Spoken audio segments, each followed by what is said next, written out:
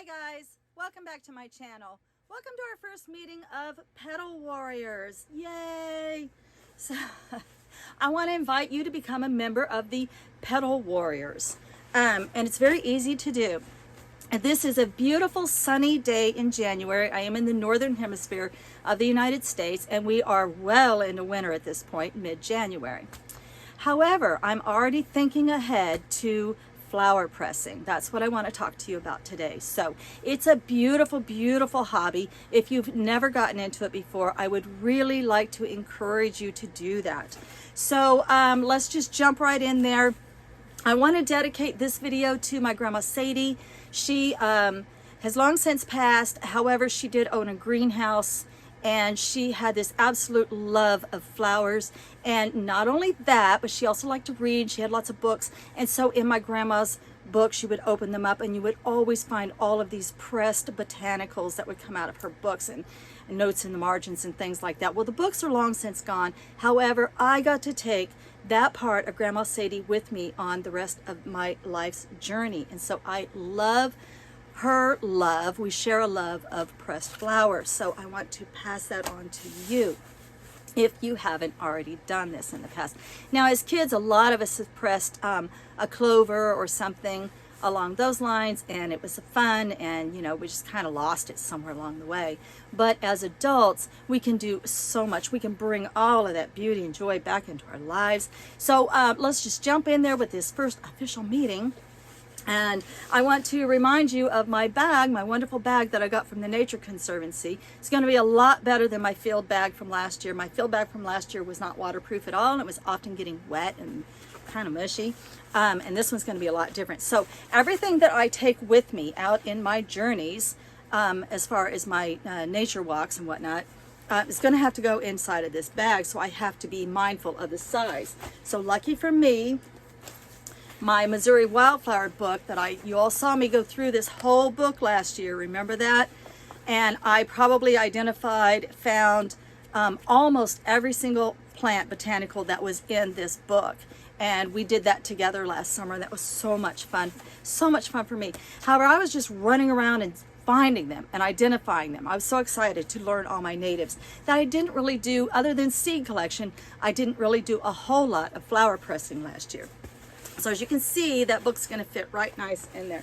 Now, flower pressing. So all you really need to do is just go outside in the summertime, in the spring. And all you're really looking for are nice flat-faced flowers. And those are things like pansies and clovers. Clover, you won't really think of it as the leaves so much as the flowers. The leaves are absolutely beautiful. The stems are absolutely beautiful. Herbs, leaves from trees, leaves from shrubs, and other botanicals that are thicker, you can actually save those too. It's a little bit more difficult. You do kind of have to, I'm kind of going off on a tangent here, but you have to kind of chop those down and just use the top part of the flower, and they can be pressed and they do look beautiful. But kind of right now I'm just talking about more of your flat-faced flowers. So what I want you to do is, if you want to join in, is get yourself a notebook. My preference is this. I've had this book about 15 years. It's just a very ordinary black binder. I probably paid $3 for it, tops, and took all the paper out of it, and it's the kind that snaps open, and I just replaced it with wax paper, and I made like little pockets. And so when I've got the book upright like this, I can simply slip my flat-faced flowers and leaves and other botanicals into the wax, and I kind of sort of pre-arrange it, and then how I'm going to want it to dry, and then I can simply fit that into my bag. Because you see, it would be nice to be able to have one this big and collect lots and lots of flowers, but you can see how cumbersome this is. And you wouldn't really like drag this out with you all the time. It's kind of difficult.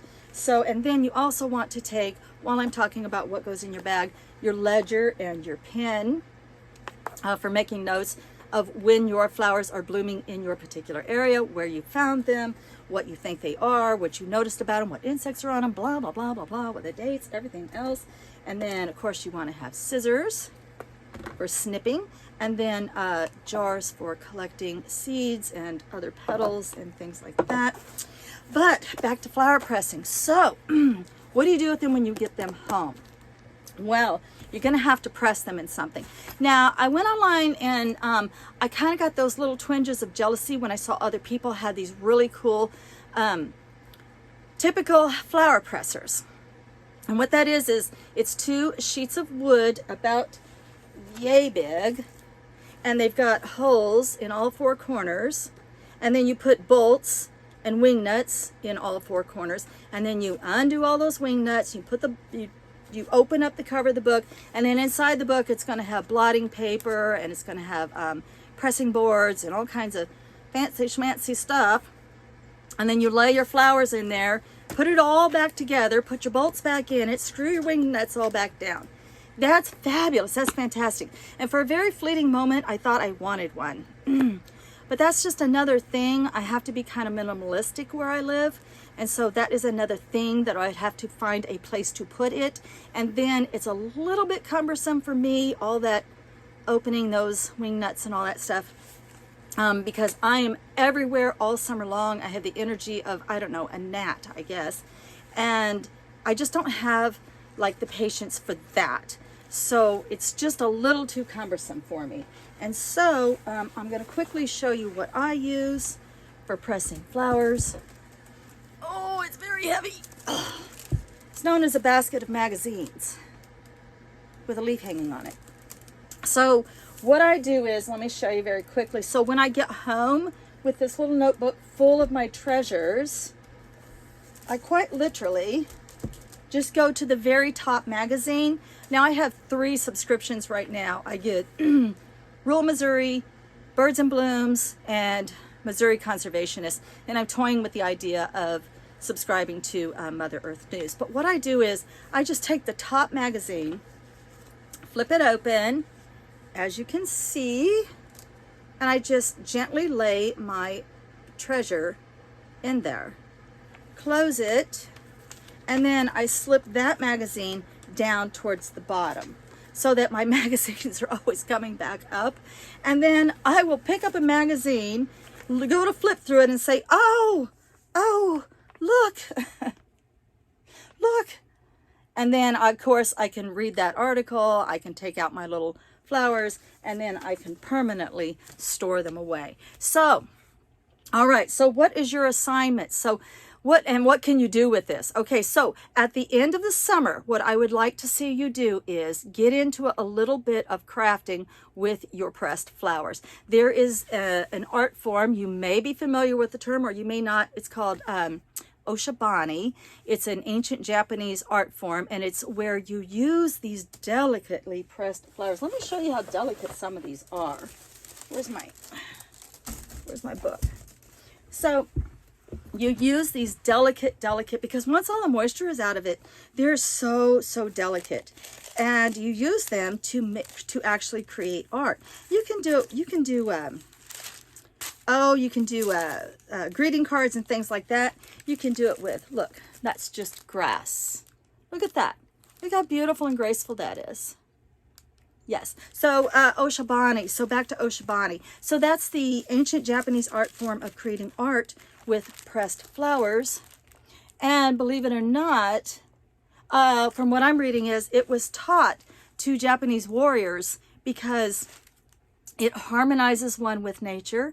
It teaches you patience, because this is not an art form that, you can just run right through. These flowers take a long time. These botanicals, they take a long time to dry. And so you have to be very patient to get the ones that you want for your art. And it teaches you how to work with something that's incredibly delicate. And so it just makes you slow down and be patient and learn to work with something that's very delicate. And so this is what I hope you do at the end of this summer. I hope you take me up and become a petal warrior.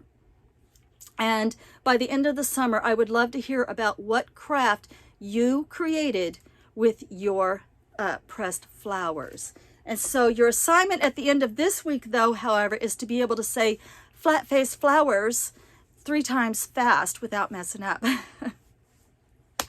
Okay, guys, hopefully you'll jump on board and think about when you were looking through your seed magazines and order yourself some flat-faced flower. I can't do it either. Flat-faced flowers.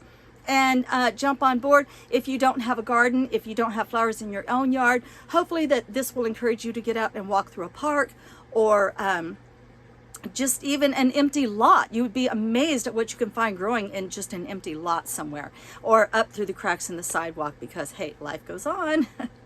Okay, guys, and I would love to hear all about what you would plan to do with your new pressed flowers. Love and light, blessed be.